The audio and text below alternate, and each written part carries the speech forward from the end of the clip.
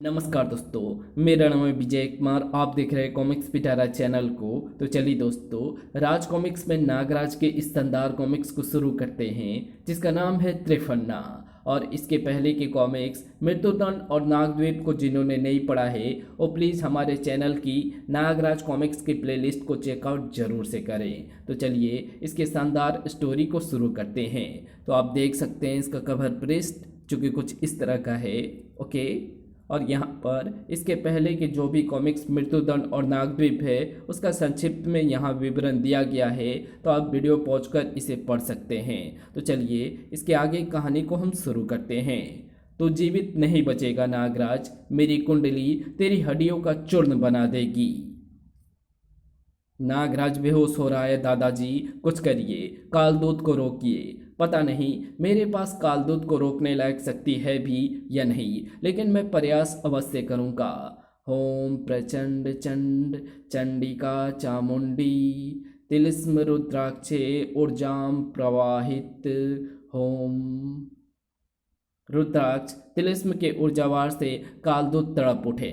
रुक जा वेदाचार्य, वरना मुझे तुमको भी मारना पड़ेगा। मुझको विवश ना कर। नागराज से पहले मेरी जान जाएगी महात्मा, स्वामी से पहले सेवक मरेगा। नगीना के गुलाम बने होने के बावजूद कालदूत ने कुछ हद तक होशो हवास कायम रखे थे। आह! आह! दादा वेदाचार्य, आप अपने वार रोक दीजिए। अपने वारों के जवाब में महात्मा कालदूत महानगर में तबाही फैला रहे हैं। मैं खुद इनसे निपटने का कोई रास्ता तलाश लूंगा। कड़क। नागराज संभालो अपने आप को।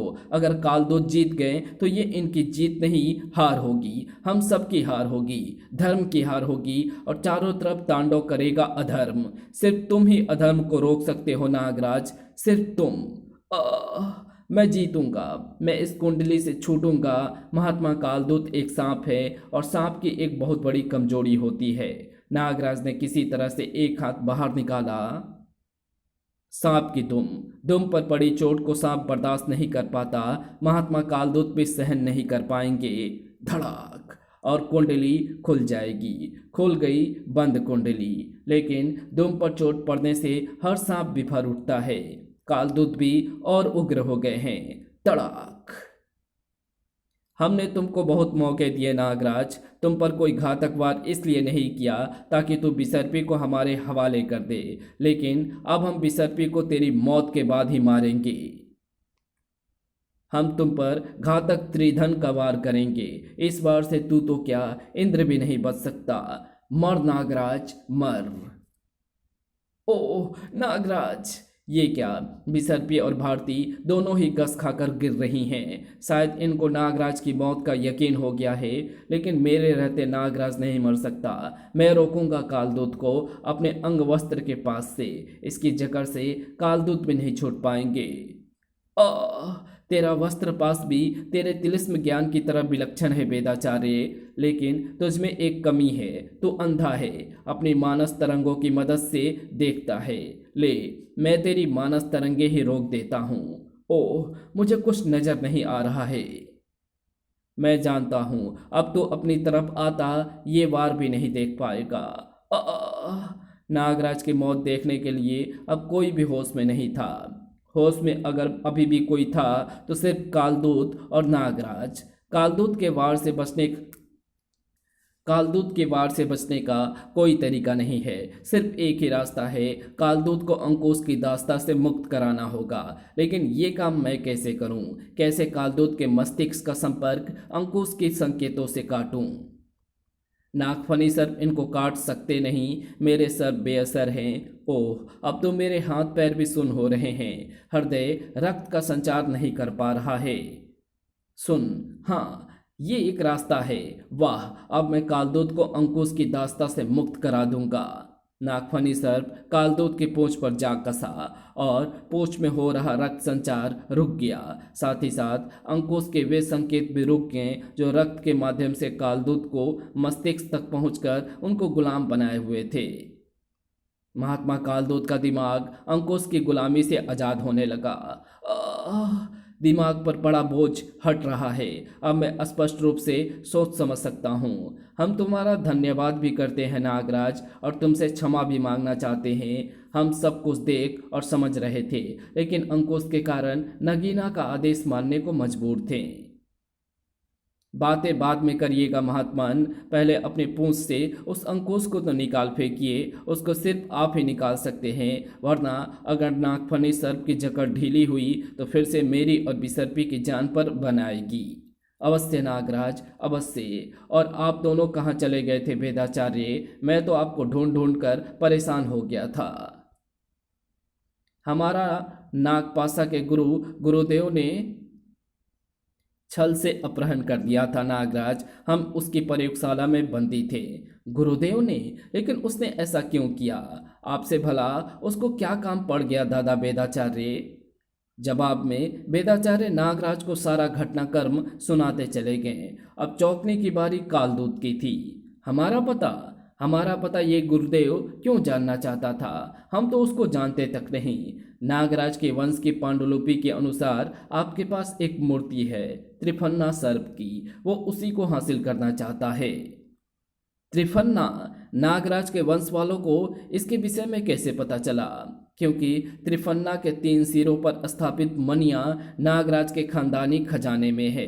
किसी राजा सुमेरनाथ ने नागराज के एक पूर्वज राजा अक्षुराज को वे मनिया उपहार स्वरूप प्रदान की थी। ओह, तो उस रुद्र ने मेरे साथ चाल चली थी। वो मनिया भी उसने पृथ्वी पर ही भिजवा दी थी। किस रुद्र ने महात्मन? ये सब क्या रहस्य है? आपने अपने बारे में हमको कभी कुछ नहीं बताया। आप 3 शरीर वाले कैसे हो गए और इतनी शक्तियाँ आपके पास कहाँ से आई? बताऊंगा विसर्पी, लेकिन अभी उसका समय नहीं है। अभी हमको नागद्वीप जाना होगा, या तुम भूल गई हो कि नागद्वीप की पूरी प्रजा अभी भी नगीना की गुलाम बनी हुई है? नहीं महात्मन, प्रजा हमेशा मेरा पहला उत्तरदायित्व रही है और रहेगी। मैं भी साथ चलूंगा महात्मन, क्योंकि एक तो मुझे नगीना से अपने उस खजाने को वापस लाना है जो अब हमारे देश की अमानत है, और दूसरे, नगीना का तांत्रिक अंकुश मुझ पर असर नहीं करेगा। मैं नगीना को पकड़ने में आपकी मदद कर सकता हूँ। हम भी नागद्वीप चलेंगे महात्मा कालदूत, और हमारे नागद्वीप जाने का कारण आप सबके कारणों से बड़ा है। वो क्या वेदाचार्य? नागपाशा और गुरुदेव इस वक्त नागद्वीप में है, और उनके बारे में जितना मैं जानता हूँ उतना और कोई नहीं जानता। ठीक है, हम तुम सबको अपनी योग माया से नागद्वीप ले जाएंगे। चलो।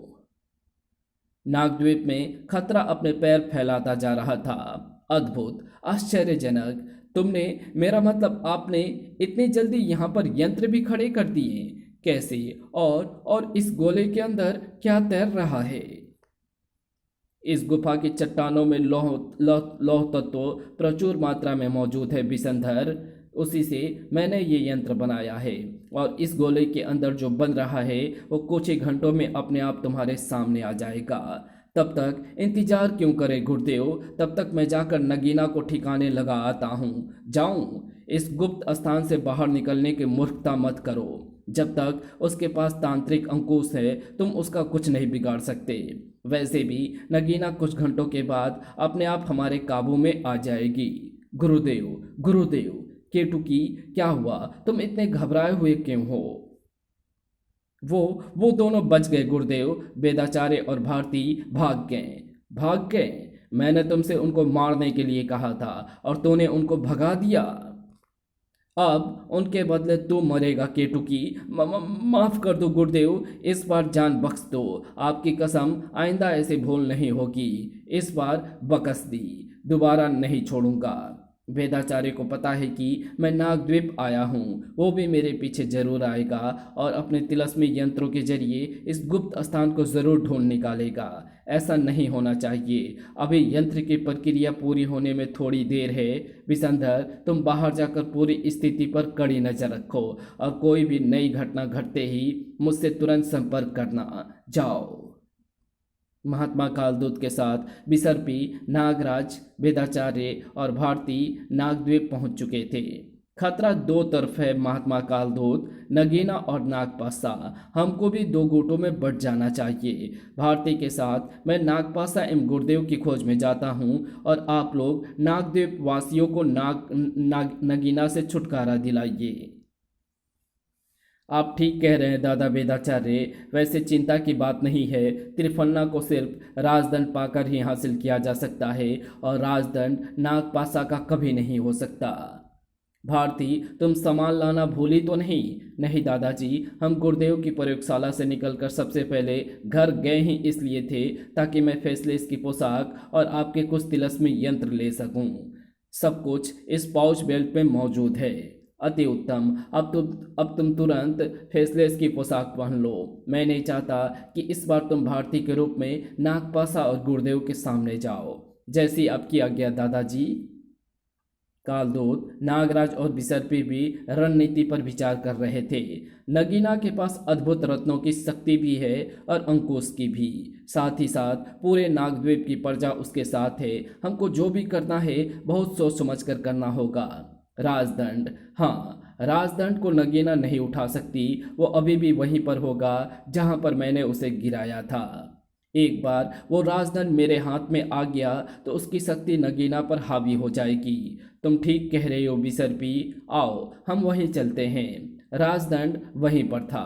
आहा, अब नगीना नहीं बचेगी। लेकिन तभी बिसर्पी, लेकिन नागराज बिसर्पी को बचा नहीं पाया। वार होते रहे, बेशुमार चट्टान गिरती रही और समतल सतह पर एक नया पहाड़ खड़ा हो गया। देखा कालदूत, मर गई बिसर्पी और मर गया नागराज। अब राजदंड मेरा है। मैं अपने मुंड के जरिए तुम सबकी हर हरकत पर पल पल नजर रखे हुए थी। अब मैं बनूंगी सम्राज्ञी और नागद्वीप का खजाना भी होगा मेरा, सिर्फ मेरा। बहुत अपराध कर लिए तूने, अब तेरे हिस्से में सिर्फ मौत आएगी नगीना। मेरे समय व्यर्थ मत करो। पहले मेरे अंकुश से बच ले, उसके बाद मुझे मौत देने की सोचना। मेरा समय व्यर्थ मत कर, पहले मेरे अंकुश से बच ले, उसके बाद मुझे मौत देने की सोचना। ओह, ये अंकुश तो किसी ढीठ बच्चे की तरह वार खाकर भी मेरे पीछे पड़ा हुआ है। मुझे इसको अपने शरीर में धंसने से रोकना होगा, वरना मैं फिर नगीना का गुलाम बन जाऊंगा। मुझे रोकने वाला अब कोई नहीं है। ये चट्टानें एकाएक कांपने क्यों लगी? ये तो हवा में उठ रही है। कैसे कैसे? तू बच कैसे गया नागराज? अद्भुत है तेरी शक्ति। चट्टानों के एक पूरे टीले को तूने तिनकों की तरह हवा में बिखेर दिया। मेरे साथ साथ बिसर्पी भी बच गई है नगीना। अब तेरी कोई भी चाल कामयाब नहीं होगी। खजाना और अंकुश मेरे हवाले कर दो। बिसर्पी बच गई है नागराज, लेकिन अभी वो बेहोश है और इस वक्त उसको अंकुश का गुलाम बनाना बहुत आसान है। उसके बाद ये खुद ब खुद राजदंड मुझको सौंप देगी। नागराज के रहते तेरा कोई भी वार बिसर्पी तक नहीं पहुंच सकता। तूने अंकुश अपने शरीर पर झेल लिया, यानी अब तू मेरा गुलाम बन गया है। वाह वाह, ये काम मैंने पहले क्यों नहीं किया? बिसर्पी को मारने के चक्कर में मैंने इस बात पर तो ध्यान ही नहीं दिया था। ये अंकुश मुझ पर बेअसर है नगीना। जिसने तुझे ये अंकुश दिया है उसी ने मुझको इसे मुक्त रहने का वरदान भी दिया है। ओह, लेकिन कुछ भी हो, तुझे मेरे और बिसर्पी के बीच से हटना होगा। अभी मेरे पास गुलामों की फौज है और उस फौज से तू भी नहीं जीत सकता। गुलामों आए स्वामी, अब मैं देखती हूँ कि तू बिसर्पी की रक्षा कितनी देर कर पाता है। ओ नागार्जुन, सिंहनाग और नागप्रेती नगीना का आदेश मिलते ही मेरी तरफ बढ़ते आ रहे हैं। महात्मा कालदूत, बिसर्पी की रक्षा अब आपको करनी होगी। मैं तो खुद अंकुश से निपटने में व्यस्त हूँ नागराज। मैं बिसर्पी की निगरानी भला कैसे कर पाऊंगा? तब तो मुझे ही बिसर्पी की सुरक्षा का प्रबंध करना होगा। एक बार फिर देवकालजयी द्वारा दिए गए विशेष नागफनी सर्पों का प्रयोग में लाना होगा, क्योंकि ये किसी भी तंत्रवार को रोक सकते हैं। ओह, मेरा अंकुश इस सर्प कवच को भेद नहीं पा रहा है, लेकिन मैं वार करती रहूंगी। देखती हूँ कि ये कवच कब तक मेरे तांत्रिक अंकुश को रोक पाता है। विसर्प नागराज ने विसर्पी को तो बचा लिया था, लेकिन खुद मुसीबत में फंस गया था।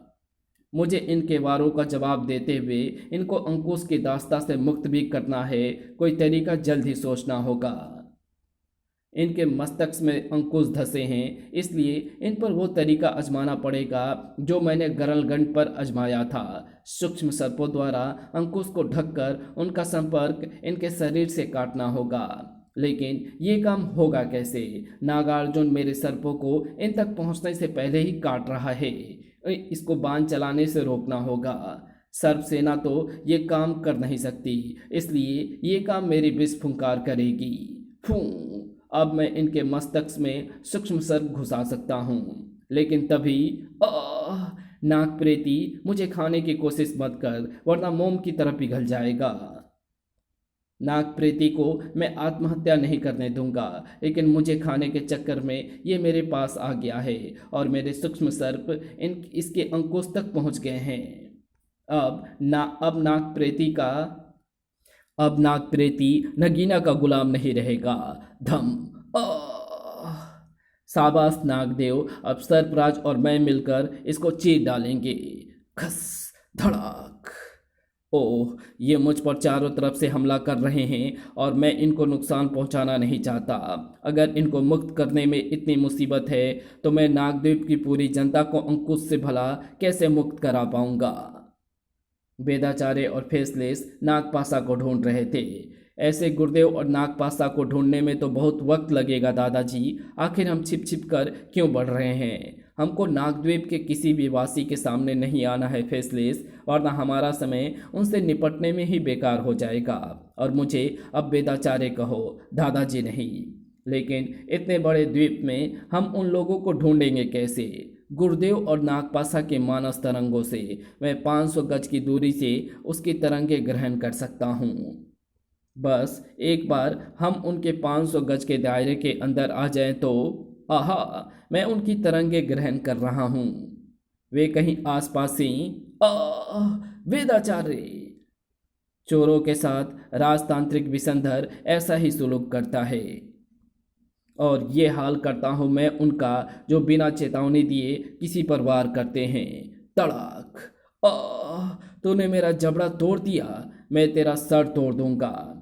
ये फेसलेस की पोशाक है विसंधर, ये तुम्हारे जैसे 100 तांत्रिकों के वार को एक साथ झेल सकती है, लेकिन तुम इसका एक बार भी नहीं सह सकते।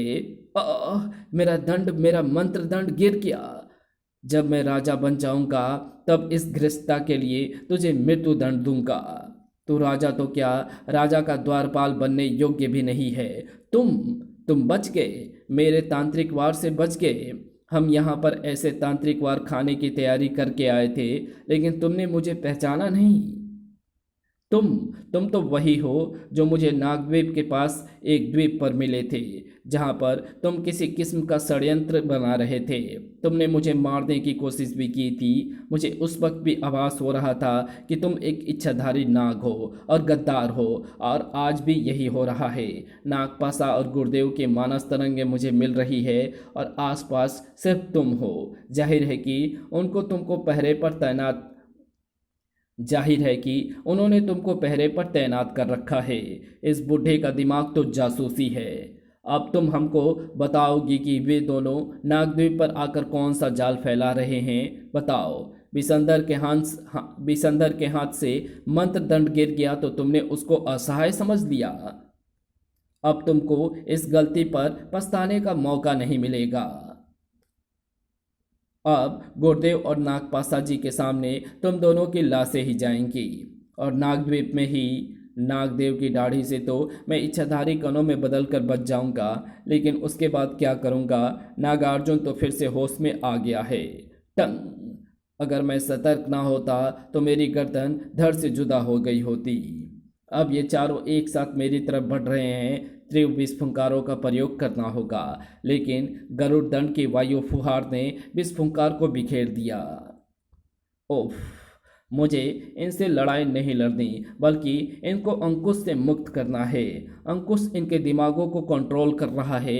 अगर किसी तरह से मैं वो कंट्रोल हटा सकूं तो एक तरीका है सम्मोहन। सम्मोहन से मैं इनके दिमागों को वश में कर सकता हूँ।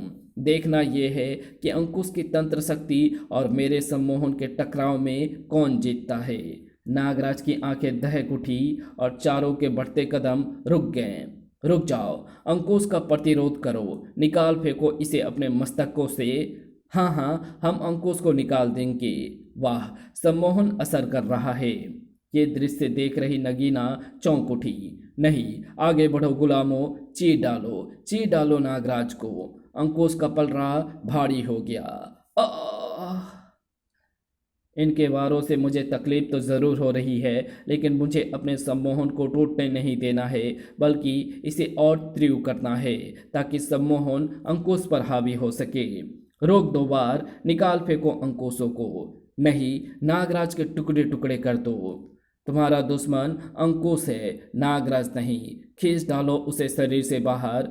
कसम कस जारी थी, कभी अंकुश की शक्ति भारी पड़ रही थी, कभी नागराज का सम्मोहन। लेकिन इच्छा शक्तियों के इस युद्ध में जीत नागराज की ही हुई। आह! ओह!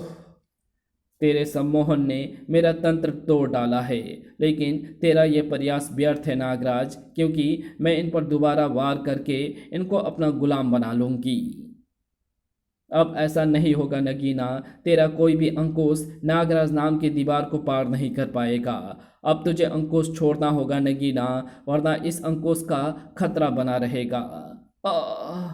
इस अंकुश को मेरे हाथ से दुनिया की कोई भी शक्ति गिरा नहीं सकती नागराज। हाँ, अगर मैं इसे खुद छोड़ दूं तो वो और बात है। अगर मैं इन सबको गुलाम नहीं बना सकती तो इनको होश में भी नहीं रहने दूंगी। मारो मारो, काट डालो, खत्म कर दो।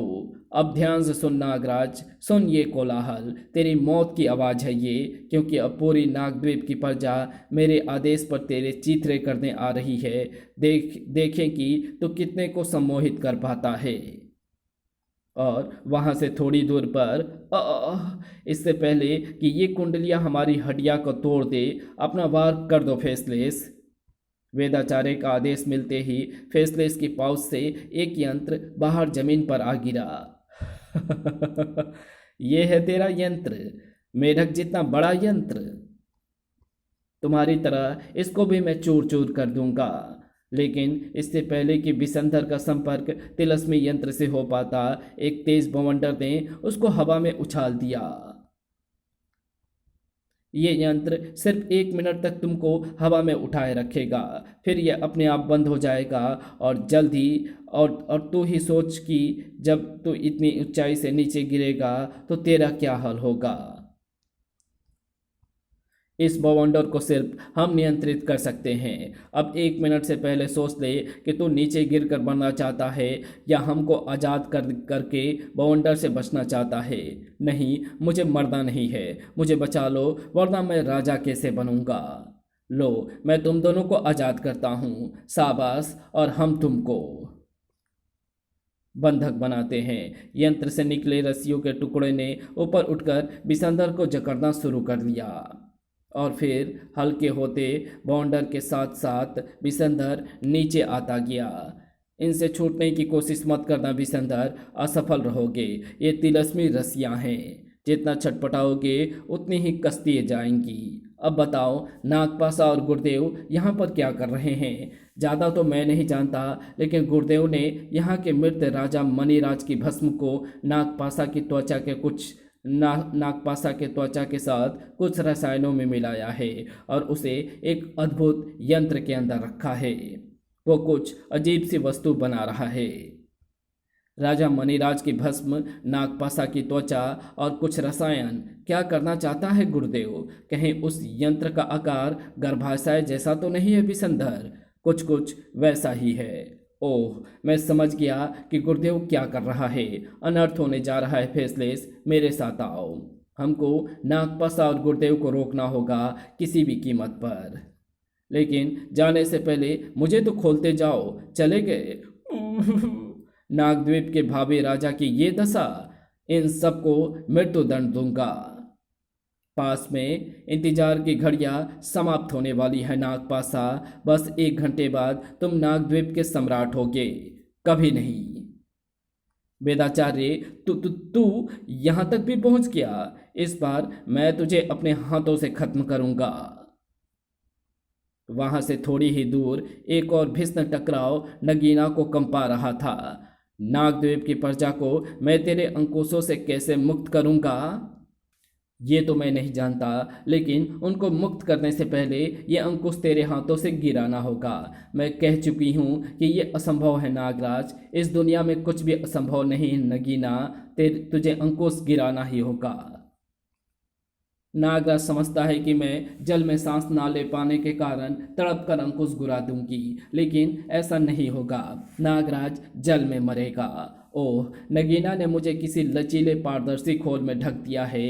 अब ना मैं अपनी सर्व शक्तियों का प्रयोग कर सकता हूँ और ना ही इच्छाधारी रूप में बदलकर मुसीबत से बच सकता हूँ। और मुसीबत इन गुलाम शार्क मछलियों के रूप में मेरी तरफ बढ़ रही है। और इनके तेज दांत इस लचीले आवरण के ऊपर से भी मेरे शरीर को काटने की क्षमता रखते हैं। हमला कई तरफ से हो रहा है, बचना असंभव है। इनका ध्यान दूसरी तरफ मोड़ना होगा और शार्क का ध्यान सिर्फ एक ही चीज खींच सकती है, खून की गंध। लेकिन इस आवरण के बाहर तो मेरा कोई भी सर्प नहीं निकल सकता। मैं इनमें से किसी का खून निकालने के लिए खरोच तक नहीं मार सकता। सिर्फ एक रास्ता है, लेकिन उसके लिए मुझे जान को दांव पर लगाना होगा। नागराज तेजी से एक शार्क के खुले मुंह में घुसता चला गया और फिर अंदर से एक शक्तिशाली दबाव शार्क का जबड़ा चीरता चला गया। खून की लकीरें पानी में तेजी से घुलने लगी और खून की गंध मिलते ही शार्कों की गुलामी पर उनकी भूख हावी हो गई। एक बेजुबान प्राणी बेकार में मारा गया। खैर, जब तक शार्कों का ध्यान अपने साथी को खाने में लगा है, तब तक मुझे इस आवरण से निकलने का रास्ता तलाश लेना चाहिए। लेकिन इससे निकलूं कैसे? इस पर तो जितना भी जोर लगा लो, रबर की तरह खिंचता चला जा रहा है। इसका लचीलापन खत्म करना होगा। शीतनाग, मुझे एक बार फिर तुम्हारी शीत फुंकार की जरूरत है। शीतनाग कुमार के शीत फुंकार ने आवरण को जमा कर उसको कड़ा करना शुरू कर दिया और इस बार नागराज की शक्ति के सामने आवरण टिक नहीं पाया। ये आजाद हो गया है। इस पर दूसरा वार करना होगा तुरंत। नहीं नगीना, अब तुझे वार करने का मौका मैं नहीं दूंगा, क्योंकि मैं जिस चीज़ की तलाश में तुझे समुद्र में लेकर आया था वो मुझे सामने नजर आ रही है। कुछ ही पलों बाद जब नागराज नगीना की तरफ बढ़ा तो उसके हाथ में था जूता। नागराज मुझे जूते से पीटना चाहता है। तो क्या समझती है कि तू क्या समझ रही है? ये मैं जानता हूँ नगीना, मैं तुझे जूते से नहीं बल्कि जूते में कैद उस ईल मछली से पिटवाना चाहता हूँ जो स्पर्श करते ही बिजली का ऐसा तेज झटका देती है जो घोड़े को भी बेहोश कर दे। नगीना तो इस झटके से तांत्रिक होने के कारण बच गई, लेकिन उसका अंकुश हमेशा के लिए समुद्र की अतल गहराइयों में खो गया है। अब मुझे नागद्वीप की प्रजा को अंकुश से मुक्त करना है। नागराज अब नागद्वीप वासियों को मुक्त कराने जा रहा है, लेकिन वे उसे जिंदगी से मुक्त कर देंगे, क्योंकि जिनके शरीर में मैं अंकुश धंसा चुकी हूँ वे अभी भी मेरे गुलाम हैं। और इसी वक्त नागद्वीप के उस गुप्त गुफा में ये बचकर जाने ना पाए नागपासा, प्रक्रिया पूरी होने तक मैं कोई खतरा मोल लेना नहीं चाहता। तू अप्राकृतिक कार्य कर रहा है गुरुदेव, इसलिए तेरे यंत्र को नष्ट करने में प्राकृतिक शक्तियां भी हमारा साथ देंगी। हम बचें या ना बचें, लेकिन हम तेरे यांत्रिक गर्भाशय को नष्ट करके ही जाएंगे। उससे पहले मैं तुम दोनों को नष्ट कर दूंगा बुड्ढे। हमसे पहले ये गर्भाशय नष्ट होगा नागपासा। ये कैसा यंत्र है जो मुझ पर डंक जैसी किरणें छोड़ रहा है? अब इस पर मैं अपना डंक मारता हूँ। देख, टुकड़े टुकड़े हो गया ना तेरा तिलस्मी यंत्र। ये तिलस्मी यंत्र है नागपासा, इतनी आसानी से नष्ट नहीं होगा।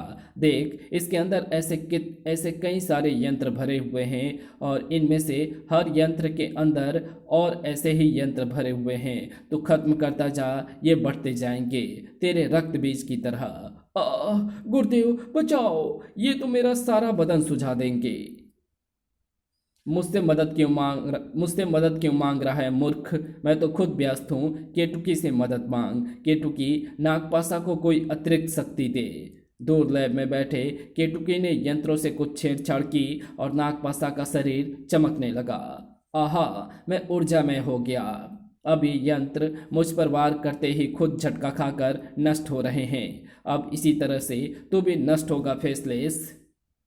हमको पहले ही आभास था कि हमारे तिलस्मी यंत्र से बचने के लिए तो ऐसा ही कुछ करेगा नागपासा। हम इसके लिए भी तैयार हैं। अब तो जहाँ पर भी पैर रखेगा वहाँ पर विस्फोट होगा, क्योंकि मैंने तिलस्मी द्वारा जमीन में विपरीत ऊर्जा दौड़ा दी है और विपरीत ऊर्जाएं आपस में मिलते ही विस्फोट करती है। प्रणाम गुरुदेव। वेदाचार्य इस बार पूरी तैयारी के साथ आया है और इस बार इसके साथ खतरनाक फैसले से। इसकी पोती नहीं, ये गर्भाशय को नुकसान पहुंचा सकता है। रणनीति बदलनी पड़ेगी। अगले ही पल गुरुदेव के वार ने गुफा से बाहर जाने वाले एकमात्र रास्ते को चट्टानों से बंद कर दिया। ये क्या किया गुरुदेव? अब हम भागेंगे कैसे? तुमने सचमुच ये वार करके बहुत बड़ी भूल की है गुरुदेव।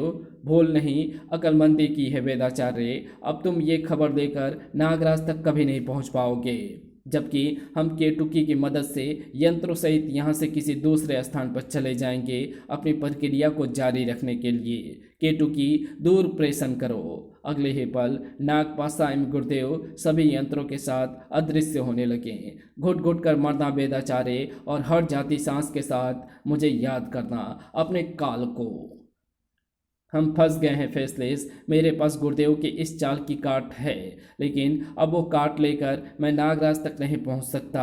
अब गुरुदेव सफल होकर ही रहेगा।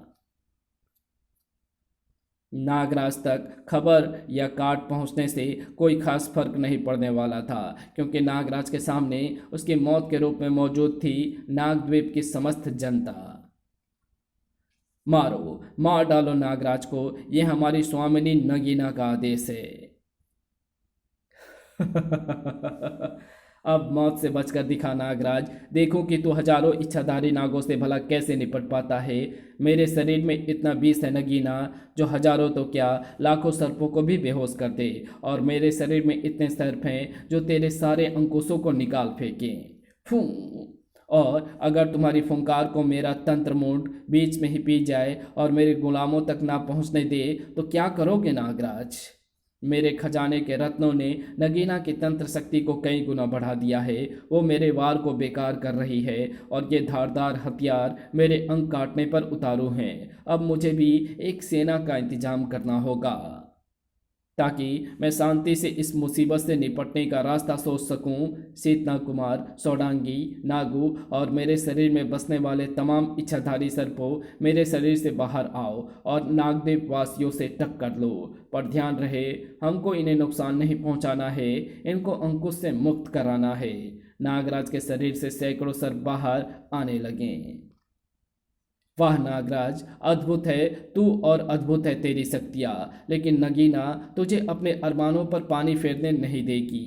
जैसे ही तेरा पलड़ा भारी होगा, वैसे ही मैं भी युद्ध में कूद पड़ूंगी। एक भीषण युद्ध छिड़ गया। नागराज को राहत तो जरूर मिली थी, लेकिन सिर्फ थोड़ी सी। इनमें से कुछ के अंकुशों को तो मैं सूक्ष्म सर्पों से ढकवा सकता हूँ, लेकिन नागद्वीप वासियों की तादाद बहुत ज़्यादा है। ऐसे तो इनको मुक्त करने में ही महीनों लग जाएंगे। सम्मोहन ही एकमात्र रास्ता है, लेकिन इनको एक साथ सम्मोहित करूं तो कैसे? सम्मोहन आंखों से होता है, और इतनी बड़ी भीड़ को सम्मोहित करने के लिए मेरी आंखों का साइज कम से कम एक पूरे इंसान जितना तो होना ही चाहिए, ताकि ये सभी लोग एक साथ मेरी आंखों को देख सके।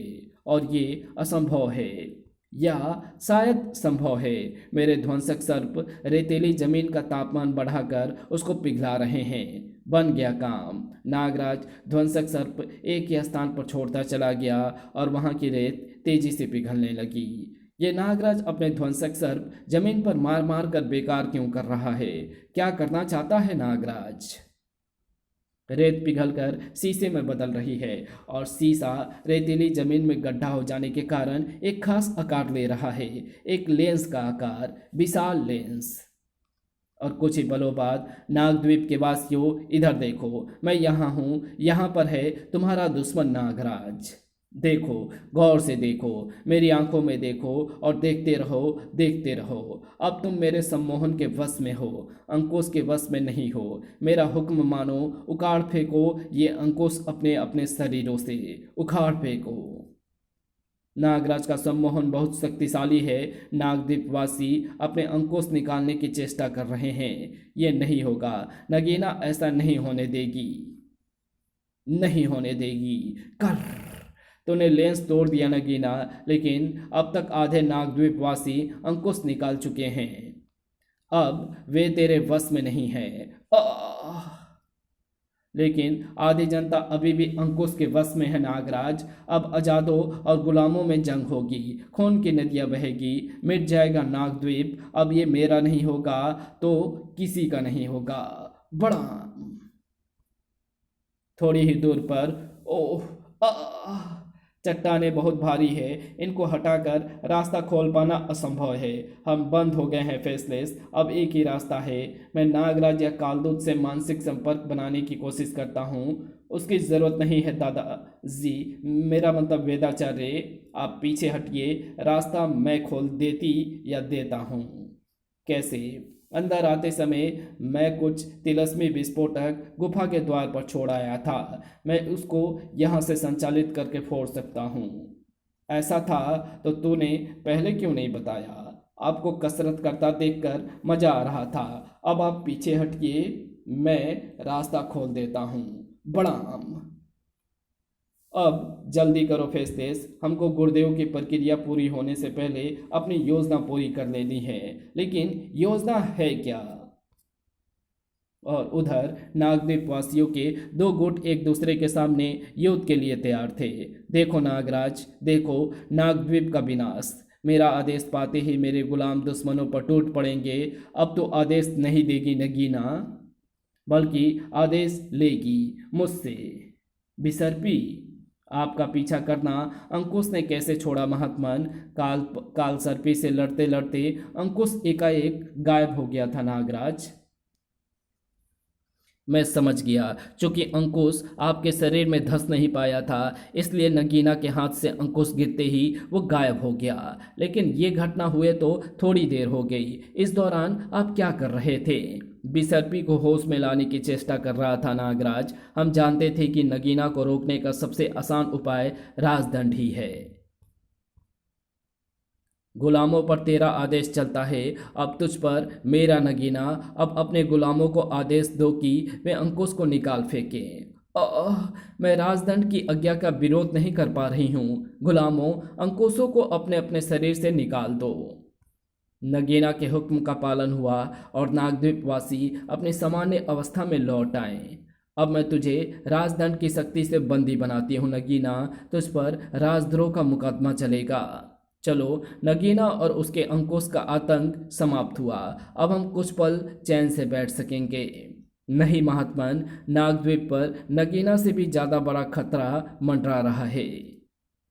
वेदाचार्य, नागद्वीप के कारण पूरे विश्व पर खतरा मंडरा रहा है महात्मा कालदूत। कैसा खतरा वेदाचार्य? आप तो गुरुदेव एवं नागपाशा के पीछे गए थे। खतरा उनके ही कारण है।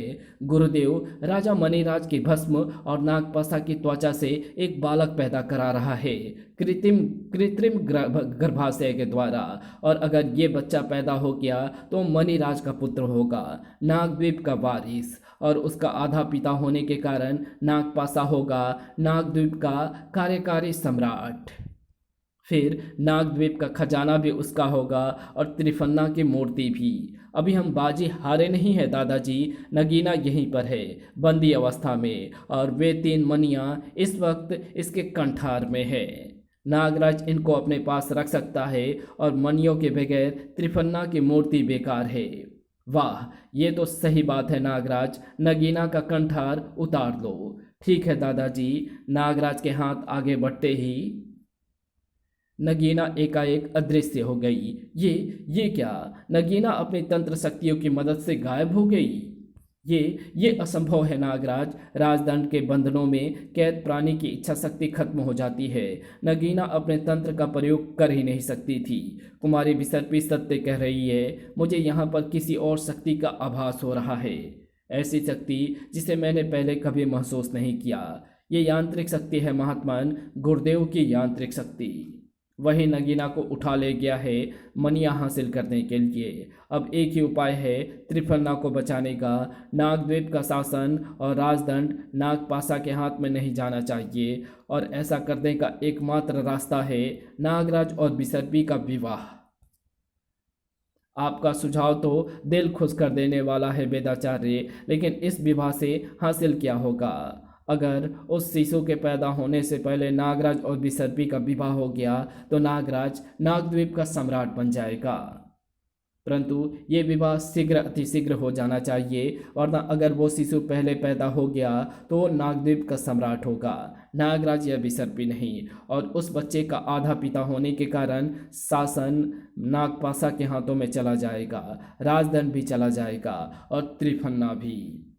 अगर नागद्वीप और विसर्पी को इस विवाह पर आपत्ति नहीं है तो मैं अभी सारे नागद्वीप को न्योता भेज देता हूँ। बड़ी धूमधाम से होगी ये शादी। नहीं महात्मा कालदूत, ये शादी गुप्त रूप से होगी, ताकि नागपाशा एवं गुरुदेव को इसकी भनक तक ना लगने पाए। ठीक है, तुम दोनों का क्या कहना है नागराज और विसर्पी? इस बात पर विचार करने का समय है ही नहीं महात्मन। अब हमारी हामी कोई मायने नहीं रखती। अगर दुनिया को खतरे से बचाना है तो इस विवाह को करना ही होगा। मेरा विचार भी नागराज जैसा ही है महात्मन। ठीक है, राजपुरोहित को बुलाओ और विवाह की तैयारियां शुरू करो। आनन फानन में कालदूत की गुफा में ही मंडप लग गया और मंत्रोच्चार के साथ विवाह की प्रक्रिया शुरू हो गई। ओम गरुड़ ध्वजा ओम पुंडरीकाक्ष। एक समय में दो महत्वपूर्ण प्रक्रियाएं एक साथ चल रही थी। एक ब्रह्मांड के विनाश के लिए बस नागपाशा सिर्फ कुछ ही पलों की देर है, और दूसरी ब्रह्मांड की शांति के लिए 6 फेरे हो चुके हैं, सिर्फ एक फेरे की देर है। ये गर्म पानी की बूंद कहाँ से आई? ये तो आंसू हैं, भारती के आंसू। उसके आंसू जिसने मेरे और द्वीप के लिए कई बार अपने को खतरे में डाला है। मुझ पर कई एहसान है इसके। वैसे भी किसी और का दिल दुखाकर मैं कभी सुखी नहीं हो सकती, कभी नहीं। रुक क्यों गई विसर्पी, फेरे पूरे करो। रुक क्यों गई विसर्पी, फेरे पूरे करो। नहीं महात्मन, ये विवाह नहीं हो सकता। क्यों विसर्पी, एकाएक ऐसा क्या होगा?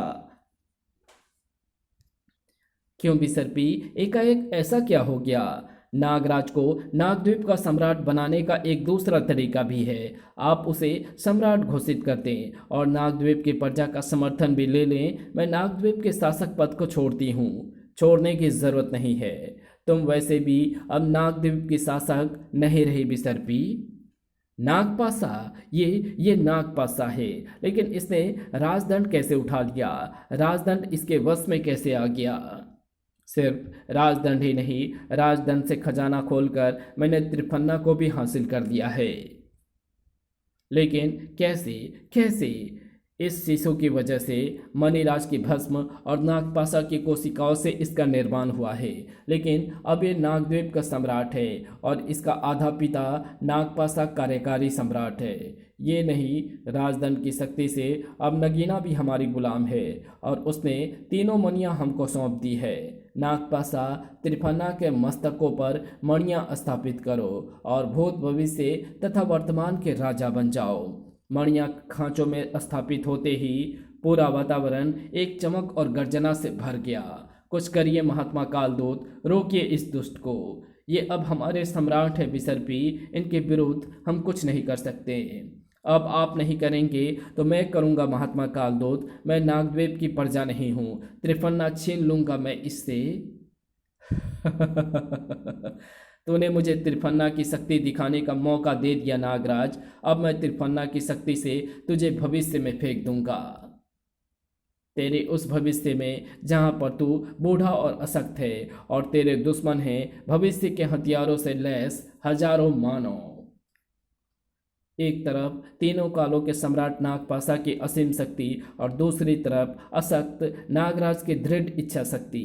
फैलेगा विनाश या स्थापित होगी शांति, निर्णय करेगा महायुद्ध। इस महागाथा का समापन की मंजिल तक पहुंचाता एक प्रणयकारी विशेषांक जिसका नाम है महायुद्ध। तो मिलते हैं इसकी लास्ट कॉमिक्स में जिसका नाम है महायुद्ध। अगर आपको ये वीडियो पसंद आई हो तो इस वीडियो को लाइक शेयर कमेंट ज़रूर कर देना। चैनल पे नए हो तो चैनल को सब्सक्राइब कर ऑल नोटिफिकेशन को सिलेक्ट ज़रूर कर देना। Thanks for watching my videos.